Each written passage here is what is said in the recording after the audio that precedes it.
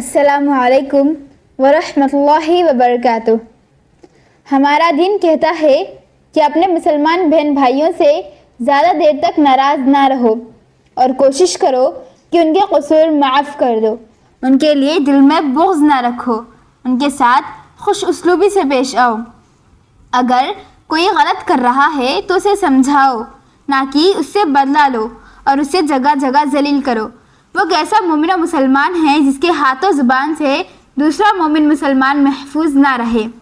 کہنے کی اور سننے کی حد تک ہمیں یہ باتیں بہت اثر کرتی ہیں، لیکن جب ایسا وقت ہم پر آتا ہے کہ ہم اپنے مسلمان بہن یا بھائی کے قصور معاف یا درگزر کر دیں تو ایسا کرنے میں ہمیں بہت قباحت ہوتی ہے۔ کیوں؟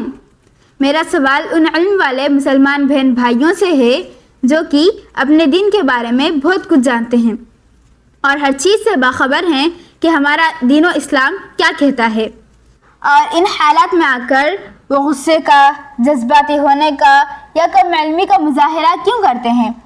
خود کو علم والا اور اونچا رکھنے کے لیے دوسروں کو نیچا اور کم علم والا ثابت کرتے ہیں۔ کیوں؟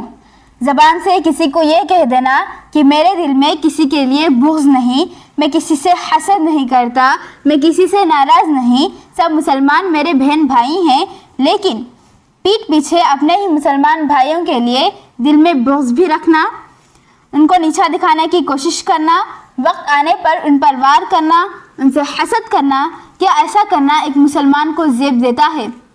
عن ابی ایوب الانصاری رضی اللہ عنہ ان رسول اللہ صلی اللہ علیہ وسلم قال لا يحل لمسلم ان يهجر اخاه فوق 3 ليال يلتقيان فيعرض هذا ويعرض هذا وخيرهما الذي يبدأ بالسلام۔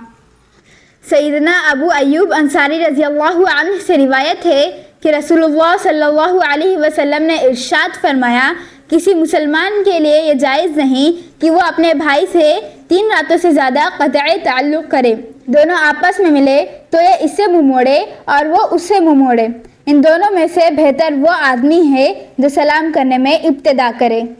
خدا را اپنے دین کو جان لینے کے بعد ایسی حماقتیں مت کریں کہ دوسرے لوگ ہم پر ہنسیں اور ہمارا مذاق بنائیں۔ اگر میں غلط نہیں ہوں تو ہمارا اسلام یہی کہتا ہے نا کہ دوسروں کے قصور معاف کرنا سیکھو۔